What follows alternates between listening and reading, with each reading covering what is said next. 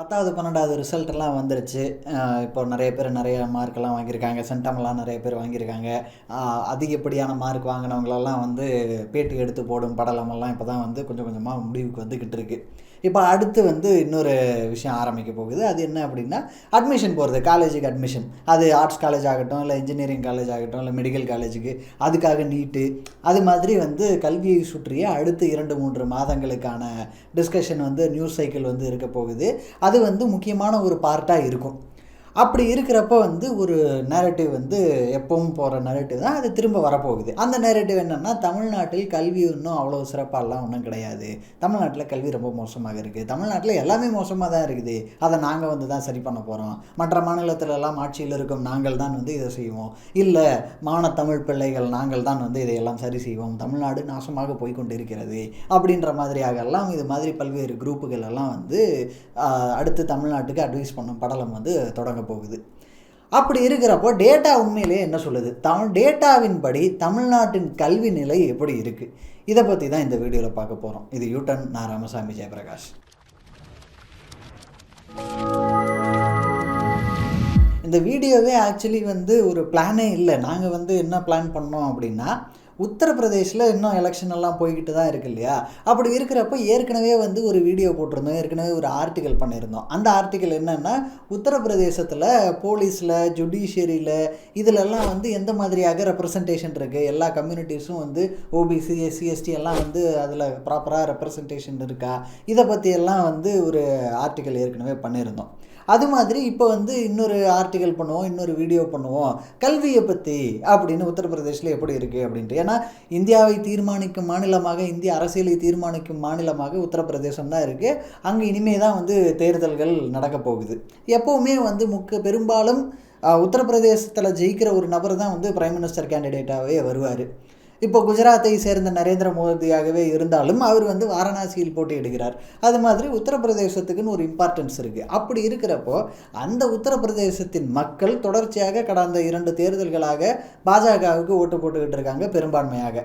அப்படி இருக்கிறப்போ மாநில அரசும் வந்து பாஜகவாக தான் இருக்குது 2017 இப்படி பாஜகவையே ப்ரிஃபர் பண்ணிக்கிட்டு இருக்கிற ஒரு மாநிலத்தில் கல்வி எந்த மாதிரியாக இருக்கிறது அப்படின்னு தான் வந்து நம்ம பார்க்க ஆரம்பித்தோம். அதை பற்றி பார்த்துக்கிட்டு இருக்கிறப்ப தான் வந்து இது இங்கிலீஷுக்கு பிளான் பண்ண ஒரு ஆர்டிக்கல், ஒரு வீடியோ. அதை பற்றி பார்த்துக்கிட்டு இருக்கிறப்போ நமக்கு என்ன கிடச்சிது அப்படின்னா, கம்பேரிசன் பண்ண முடிஞ்சது. தமிழ்நாடும் உத்தரப்பிரதேசமும் எந்த மாதிரி இருக்குது அப்படின்றது. அதே மாதிரி மற்ற மாநிலங்களையும் கூட வந்து தமிழ்நாட்டோடு ஒப்பிட்டு பார்க்கலாம் அப்படின்ற மாதிரி பார்த்தோம். அது வந்து நிறைய மெட்ரிக் இருக்குது, ஏகப்பட்ட மெட்ரிக் இருக்குது. அதில் நம்ம ஒரு சில மெட்ரிக்ஸ் மட்டும்தான் எடுத்துருக்கோம். ஓவராலாகவே நீங்கள் எடுக்கணும், நான் எல்லாமே வந்து நான் எடுத்து பார்ப்பேன் அப்படின்னாலும் நீங்கள் அந்த ரிப்போர்ட் வந்து ஆன்லைனில் கிடைக்குது, கவர்மெண்ட் வெப்சைட்லேயே அவைலபிளாக இருக்குது, நீங்கள் எடுத்து பார்க்கலாம். இப்போ அதில் வந்து முக்கியமானதாக நாங்கள் கருதினது இதெல்லாம் வந்து ஒரு வைடு ஸ்பெக்ட்ரமாக நிறைய விஷயங்களை வந்து டிஃப்ரெண்ட் ஆஸ்பெக்டில் இந்த டேட்டா வந்து உதவும்னு தோணுன சில விஷயங்களை நம்ம எடுத்து வச்சுருக்கோம். ஸோ அதை பற்றி தான் நம்ம ஒன்று ஒன்றா பார்க்க போகிறோம். அதுக்குள்ளெல்லாம் போகிறதுக்கு முன்னாடி 10வது மாணவர்கள் எவ்வளவு பேர் வந்து தேர்வு எழுதுகிறாங்க தமிழ்நாட்டில், அதே மாதிரி உத்தரப்பிரதேசத்தில் எவ்வளவு பேர் தேர்வு எழுதுகிறாங்க அப்படின்றதுலேருந்தே நம்ம ஆரம்பிக்கணும். இப்போது தமிழ்நாட்டில் எவ்வளோ பேர் எழுதுகிறாங்க அப்படின்னா, தமிழ்நாட்டில் 8,94,000 பேர் இந்த ஆண்டு 10ஆம் வகுப்பு தேர்வு எழுதியிருக்காங்க. அதுவே போன ஆண்டு பார்த்தா 9,14,000, அதற்கு முந்தைய ஆண்டு 10,37,000. கடந்த 3 ஆண்டுகளாகவே அந்த எண்ணிக்கை வந்து குறைஞ்சிக்கிட்டே தான் வருது. இது எதனால் குறையுது அப்படின்றத வந்து நம்ம பின்னாடி பார்ப்போம். இப்போ உத்தரப்பிரதேசத்தில் எவ்வளோ இருக்குது இதே நம்பர்ஸ், இதே ஆண்டுகளுக்கு 2024 மட்டுமே 27.5 லட்சம் பேர் அளவுக்கு எழுதியிருக்காங்க. இதுக்கு முந்தைய ஆண்டு 2023 31 லட்சம் பேர் எழுதியிருக்காங்க. 2022 25 லட்சம் பேர் எழுதியிருக்காங்க.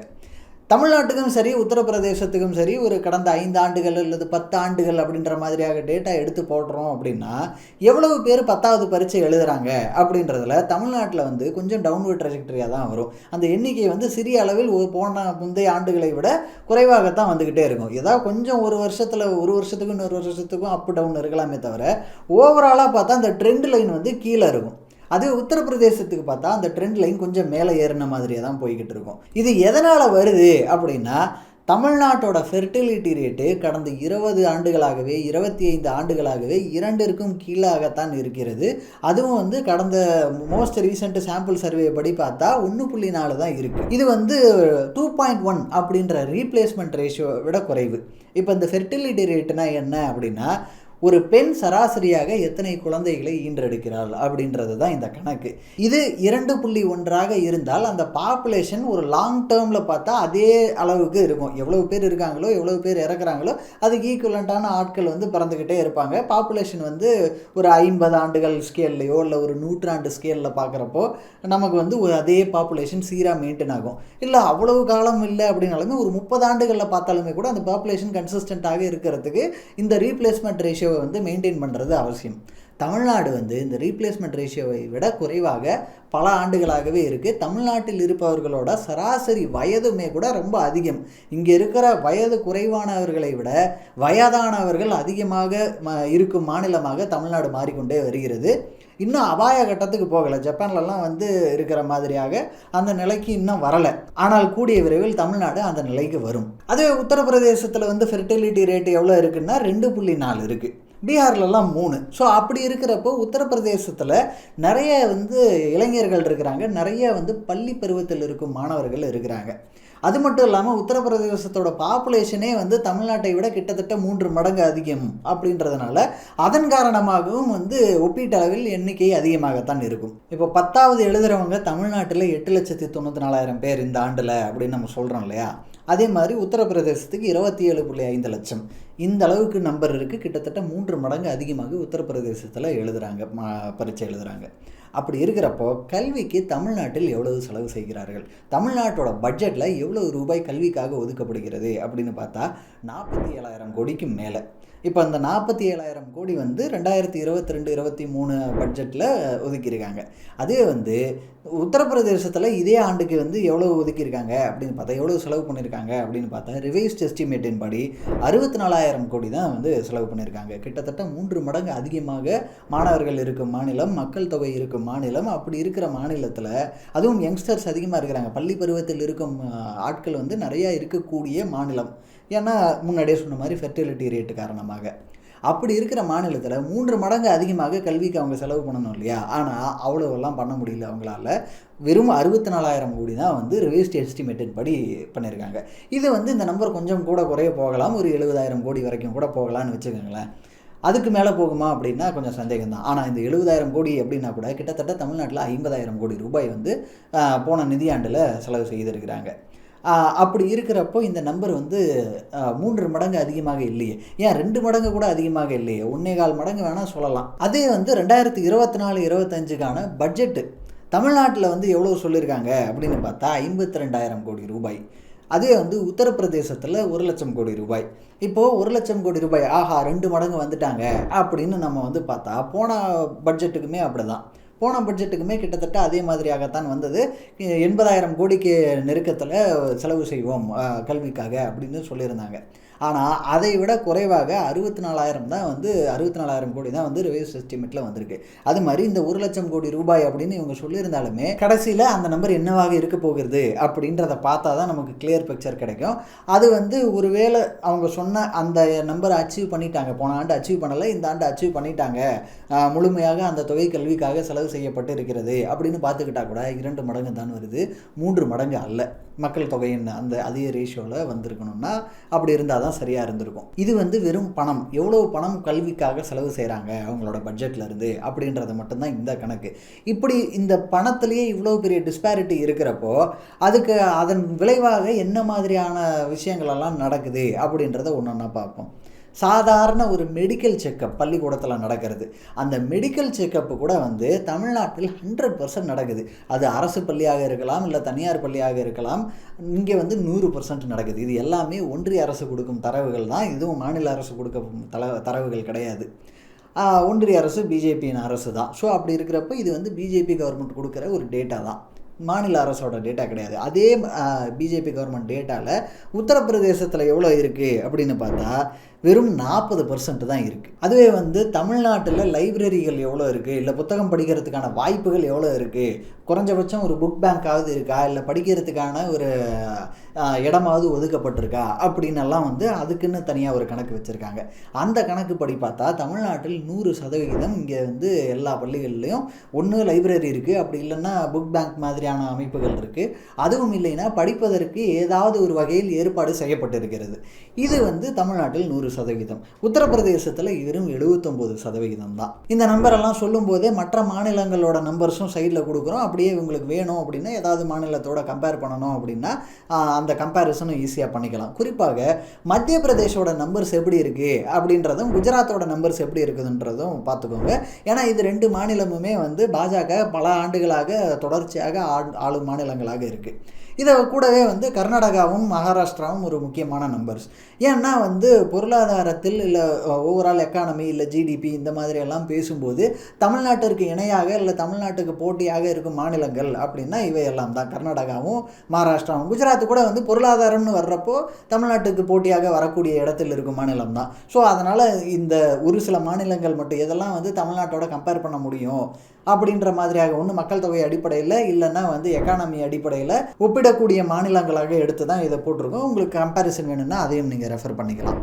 அதே மாதிரி எத்தனை ஸ்கூலில் கம்ப்யூட்டர் இருக்குது அப்படின்னு பார்த்தா அதுவுமே வந்து உத்தரப்பிரதேசத்தில் தமிழ்நாட்டை விட 3 மடங்கு குறைவாக இருக்குது. இங்கே வந்து 77% வந்து கம்ப்யூட்டர்கள் இருக்குது. அதுவே உத்தரப்பிரதேசத்தில்னா வெறும் 25% தான். இங்கே வந்து கிட்டத்தட்ட 80% கவர்மெண்ட் ஸ்கூல்களில் கம்ப்யூட்டர்கள் இருக்குது. ஆனால் அங்கே வெறும் 7% தான் உத்தரப்பிரதேசத்தில். இதில் கவனிக்க வேண்டியது என்ன அப்படின்னா ஒரு சில விஷயங்களில் வந்து தமிழ்நாட்டை விட சில மாநிலங்கள் பெட்டராக கூட பெர்ஃபார்ம் பண்ணியிருக்கு. தமிழ்நாடு வந்து ஒரு சில விஷயங்களில் இன்னும் கேட்சப் பண்ண வேண்டிய இடங்கள் இருக்குது. இப்போ கம்ப்யூட்டர்கள் இருந்தால் மட்டும் போதுமா, இன்டர்நெட் வேணும்ல. இன்டர்நெட் எவ்வளோ இருக்குது அப்படின்னு பார்த்தா தமிழ்நாட்டில் வந்து 37% பள்ளிக்கூடங்களில் வந்து இன்டர்நெட்டோடு சேர்ந்த ஒரு கம்ப்யூட்டர்கள் இருக்குது. அதுவே வந்து உத்தரப்பிரதேசத்தில் அதை விட கம்மி தான். இதில் வந்து தமிழ்நாட்டை விட பெட்டராக ஒரு சில மாநிலங்களெல்லாம் பெர்ஃபார்ம் பண்ணியிருக்கு. அதுவே வந்து கரண்ட்டு இதெல்லாம் இருந்தால் போதுமா, இதெல்லாம் எப்படி இயங்கும், இது எல்லாத்துக்கும் மின்சாரம் தேவை. எவ்வளவு பள்ளிக்கூடங்களில் மின்சாரம் இருக்குது அப்படின்னு பார்த்தா தமிழ்நாட்டில் 100% இருக்குது. அதிலெல்லாம் எந்த பிரச்சனையும் இல்லை. ஆனால் உத்தரப்பிரதேசத்தில் மின்சாரமே இல்லாத பள்ளிக்கூடங்கள் வந்து கிட்டத்தட்ட 20% இருக்குது. 80% அளவுக்கு பள்ளிக்கூடங்களில் தான் வந்து மின்சாரம் இருக்குது, 20% இல்லை. அப்படின்னா 5இல் ஒரு பள்ளிக்கு மின்சார வசதி கூட இல்லாத நிலை உத்தரப்பிரதேசத்தில் இருக்குது. அது மாதிரியாக மற்ற மாநிலங்களெல்லாம் நீங்கள் பார்க்குறீங்க அப்படின்னு பார்த்தா அதுலேயுமே வந்து நிறைய கூட குறைய அந்த மாதிரி தான் இருக்கும். கூட இருக்க வாய்ப்பு இல்லை, ஏன்னா தமிழ்நாடு எல்லாத்துலேயும் 100% இருக்குது இந்த மெட்ரிக்கில். ஸோ குறைவாக ஒரு சில மாநிலங்கள் எல்லாம் இருக்குது. இப்போது இதெல்லாம் ஃபெசிலிட்டிஸ், இந்த ஃபெசிலிட்டிஸ் எல்லாம் வச்சு எவ்வளவு பேர் வந்து தக்க வச்சுக்கிறாங்க படிக்கிறவங்களில் அப்படின்றது வந்து பார்க்கணும். அதுதான் ரொம்ப முக்கியமானது. இதில் வந்து தமிழ்நாட்டிற்கு ஒரு சில குறைகள் இருக்குது அப்படின்னாலுமே எவ்வளவு பேர் கல்வியிலேயே வந்து இருக்க வைக்கிறாங்க, ஏதாவது ஒரு வகையில் அவங்களுக்கு கல்வி கிடைக்கிறது எப்படி இருக்குது, பாதியில் இடைநிற்றல் இல்லாமல்லாம் இருக்கா, அதுக்கு வந்து ரிட்டன்ஷன் ரேட் அப்படின்னு ஒரு தரவு கொடுக்குறாங்க. அந்த ரிட்டன்ஷன் ரேட்டில் வந்து தமிழ்நாட்டோட நம்பர்ஸ் என்ன, மற்ற மாநிலங்களோட நம்பர் என்ன அப்படின்றத இப்போ பார்ப்போம். இப்போ 1வது சேர்ற ஒரு குழந்தை, அந்த குழந்தை வந்து 10வது படிக்கிறது அப்படின்னா எவ்வளோ % பேர் 10வது வரைக்கும் போகிறாங்கன்ற அந்த கணக்கு பார்த்தா 85% பேர் வந்து 10வது வரைக்கும் படித்து முடிச்சிடுறாங்க.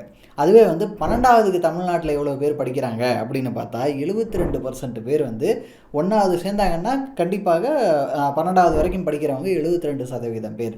அதுவே மற்ற மாநிலங்கள் எல்லாம் எவ்வளோ இருக்குது அப்படின்னு பார்த்தா மற்ற மாநிலங்களில் நிறைய மாநிலங்களில் இது ரொம்ப குறைவாகத்தான் இருக்கிறது. உத்தரப்பிரதேசத்துலலாம் வெறும் 42% தான் இருக்குது.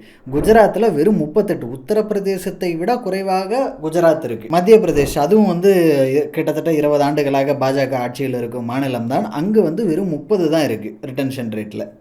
இப்போ கர்நாடகா வந்து ரொம்ப முக்கியமான நம்பர். ஏன்னா கர்நாடகா வந்து ஓரளவுக்கு வளர்ந்த மாநிலம் தான். தமிழ்நாட்டுக்கு இணையாக ஒப்பிடக்கூடிய நிறைய விஷயங்களில் கம்பேர் பண்ணக்கூடிய மாநிலமாக கர்நாடகா இருக்குது. 10வது அப்படின்னு பார்த்தா 10வதுலேயே கூட வந்து தமிழ்நாட்டுக்கும் கர்நாடகாவுக்கும் ரிட்டன்ஷன் ரேட்டு கிட்டத்தட்ட ஒரே மாதிரி தான் இருக்குது. அதுவே 12வதுக்கு வரும்போது தான் அந்த பிக்சர் அப்படியே கம்ப்ளீட்டாக மாறுகிறது.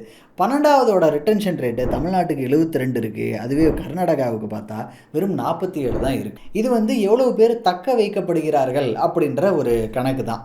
இதில் வந்து கிராஸ் என்ரோல்மெண்ட் ரேஷியோ அப்படின்ற ஒரு கணக்கு இருக்குது. கிராஸ் என்ரோல்மெண்ட் ரேஷியோ வந்து நம்ம அடிக்கடி பேசும் விஷயந்தான். இந்த வீடியோலையும் ரொம்ப அதிகமாக பேச போகிறோம்.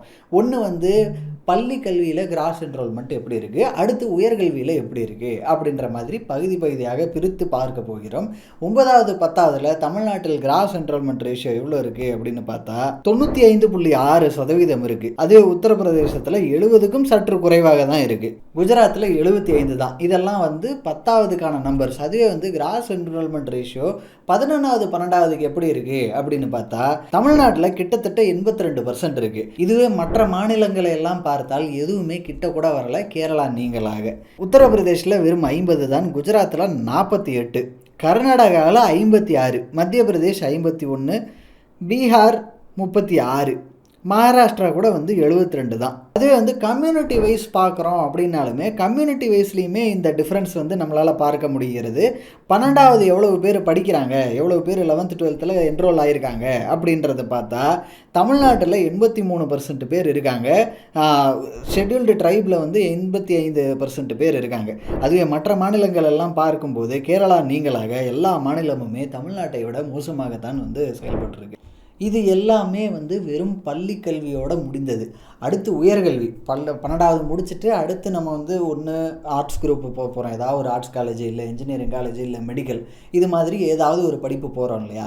இந்த படிப்பு கிராஸ் என்ரோல்மெண்ட் ரேஷியோ உயர்கல்வியில் அதில் பார்த்தாலுமே தமிழ்நாடு தான் இந்தியாவிலேயே உயர்ந்த நிலையில் இருக்கிறது. ஒரு சில சிறிய மாநிலங்கள் தமிழ்நாட்டை விட ஒப்பீட்டளவில் சிறிய மாநிலங்களோ அல்லது யூனியன் பிரதேசங்கள் வேணால் வந்து தமிழ்நாட்டை விட பெருசாக இருக்கலாம், இல்லை அதிகமாக இருக்கலாம். மற்றபடி மாநிலங்கள், அதுவும் குறிப்பாக பெரிய மாநிலங்கள்னு பார்த்தா எல்லாமே தமிழ்நாட்டை விட குறைவாகத்தான் இருக்குது. தமிழ்நாட்டில் வந்து கிட்டத்தட்ட 50க்கும் நெருக்கத்தில் இந்த ஜிஆர் ரேஷியோ இருக்குது. முன்னாடி 49 இருந்தது, இப்போ அந்தளவுக்கு இல்லை, 2% பாயிண்ட் குறைவாக இருக்குது. அப்படின்னாலுமே 47 48 அந்த ரேஞ்சில் வந்து மெயின்டைன் ஆகிக்கிட்டு இருக்குது.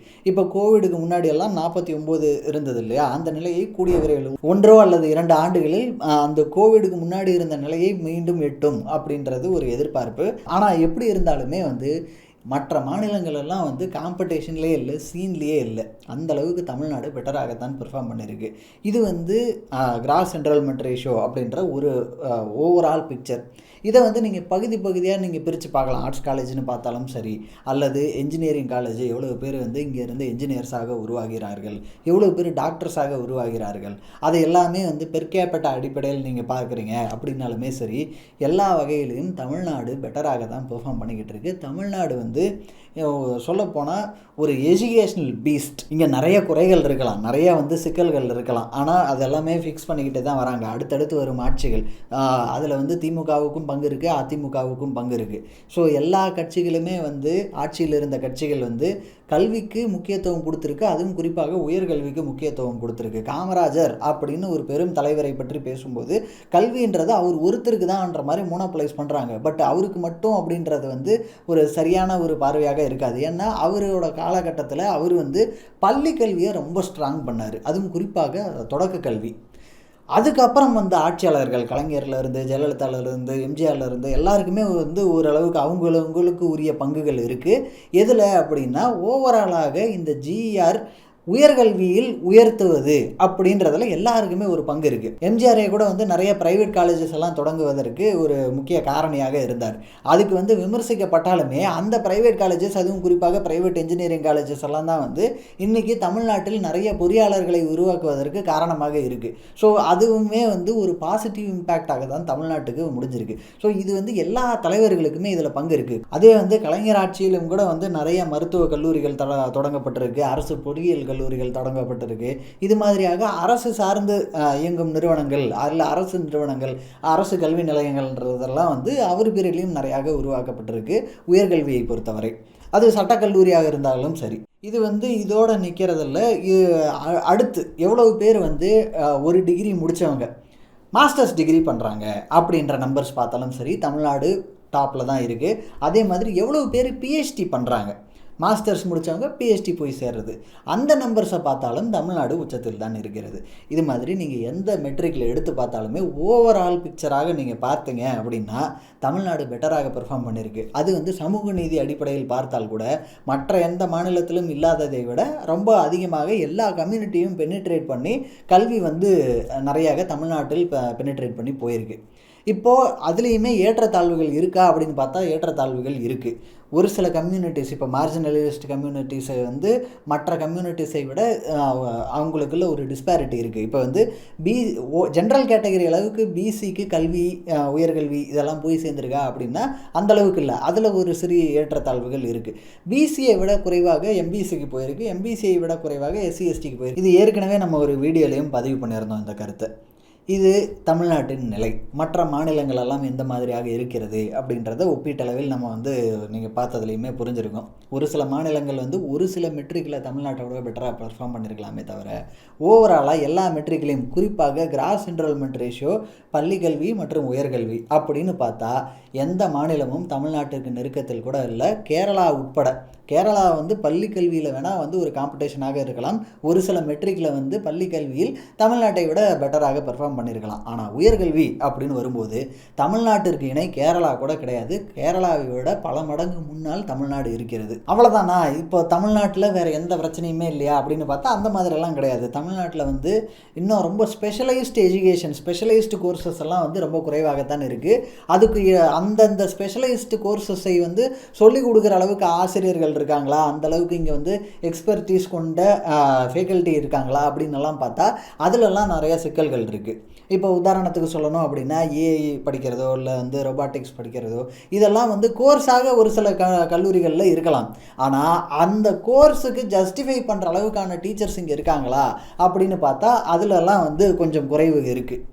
அது மாதிரி மெடிக்கல் எஜுகேஷனில் அப்படின்னு பார்த்தாலுமே வந்து ரொம்ப உயர் படிப்பு பிஜி, மெடிக்கலில் பிஜி படிக்கிற படிப்பு, ரொம்ப ஸ்பெஷலைசேஷன் ஏதாவது எடுத்து படிக்கிறாங்க இல்லையா, இந்த ஆப்தால்மாலஜி கண் மருத்துவம், இது மாதிரி ஹெப்பட்டாலஜி லிவருக்கு, இது மாதிரி ரொம்ப ஸ்பெசிஃபிக்காக படிப்பது அப்படின்றதில் வந்து நம்ம இன்னும் அதிக தூரம் போக வேண்டி இருக்குது. அதுலேயே வந்து ரிசர்ச் பொசிஷன்ஸ்க்கு போகிறவங்க, இது மாதிரியாக இந்த மாதிரியான படிப்புகள் எல்லாம் வந்து நம்ம போக வேண்டிய தூரம் இருக்குது. இது மாதிரி நம்மளோட இலக்கு வந்து மற்ற மாநிலங்களே அல்ல. நம்மளோட இலக்கு வந்து ஸ்காண்டினேவியன் கண்ட்ரிஸோ இல்லை வெஸ்டர்ன் கண்ட்ரிஸோ இது மாதிரியாக இருக்கும். எது உலகத்திலே பெஸ்ட்டு அப்படின்றதுக்கு போட்டிக்கு அந்த கண்ட்ரிஸோட போட்டி போடுற வேகத்தில் தமிழ்நாடு போய்கிட்டு இருக்கு.